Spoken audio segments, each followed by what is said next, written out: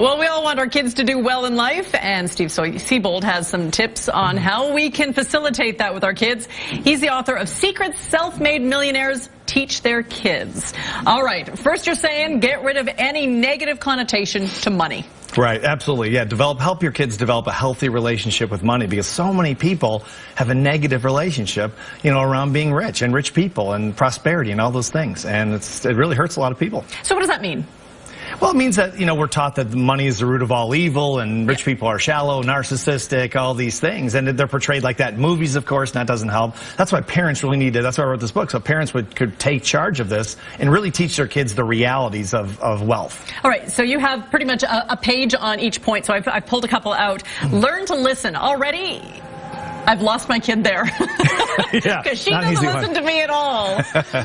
Yeah, learn to listen. Learn to listen about prosperity and to people that are successful financially, and stop listening to people that are struggling with money because they don't really understand it. What if we're not self-made millionaires? Can we get the book and teach our kids to become self-made millionaires? Oh, certainly. You don't have to be. I mean, I really wrote this book for people who are not, or parents who are not self-made millionaires, so their kids would have a much better opportunity as they grow up.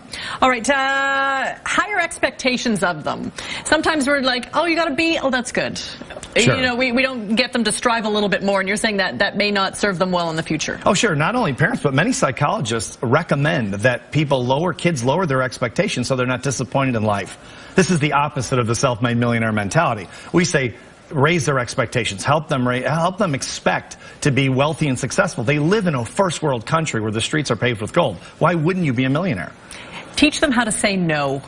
You have to learn to say no if you're going to be successful financially to a lot of things. Adults need to learn that Yeah, too, we all do. We all do. Absolutely, yes. Say no to wasting time. Say no to doing things the masses do to waste their time, like watching too much television and video games and all these things. You can do them in moderation, of course. But if you teach them to focus on prosperity, they're more likely to achieve it. What age are we talking about here? I would say, I would say teenagers, 12, 13 years old, 14 years old and up.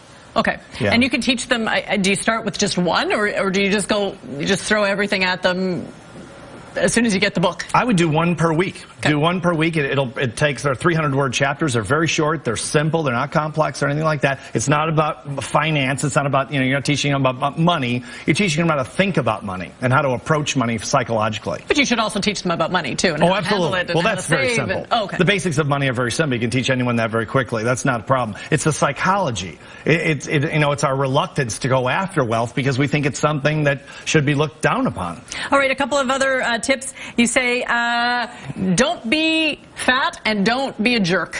Yeah, don't be a jerk. Just because you're rich, teach them just because they're going to be rich, don't be a jerk. It doesn't make you any better than anyone else. It doesn't make you smarter than anyone else. It just makes you rich. It has no other meaning except you have a lot more money than most people. So, and don't be fat means, be disciplined. Don't be loose in your life. Don't be like the masses that are just sort of slogging along. Discipline yourself.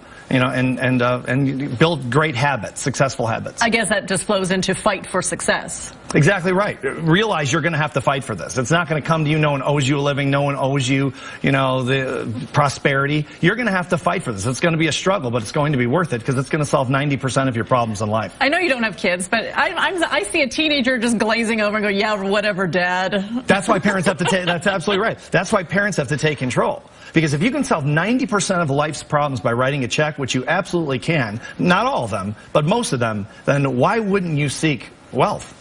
Why do you think people don't know this? Because they've secrets, right? Well, they've never had any money. How would I never understood wealth till I had any money? How would I know what it's like to have something I've never had before? Mm-hmm. And I think there's so much misinformation in the movies and the media, all these different things about rich people and about money and prosperity that they just follow sort of what they're told. And this is a book 33 years in the making. You interviewed a lot of self-made millionaires to get all these tips. I started in 1984 as a broke college student that wanted to be rich. Started interviewing millionaires. They introduced me to other millionaires, and I've literally just did my last interview last week. It's over 1,200 interviews with all self-made millionaires. Wow. All right. Saying all of the things that we just said, there is another tip. teach them that money does not equate to happiness. Oh no, money has nothing to do with happiness. I mean, once you have to pay your bills, you have to have a roof over your head, you have to have a car and all those kinds of things. Once you have the basics, there's no correlation between being rich and happiness. It has nothing to do with it, but it does solve 90% of your problems. All right, your book, awfully heavy because the pages inside, they don't seem to be normal paper. They're glossy. It's like you want this It's a rich book. It's a rich book. Like you want this to be passed down through generation to generation. Yeah, we actually have a free workbook that people can download online when they get the book, and we want that to be passed down. The book is fine if they want to pass that down, but it's more about what your kids say and what you write down in the workbook. I think your kids will, their kids will keep it forever. Perfect. Hopefully. All right. Well, thank you so much.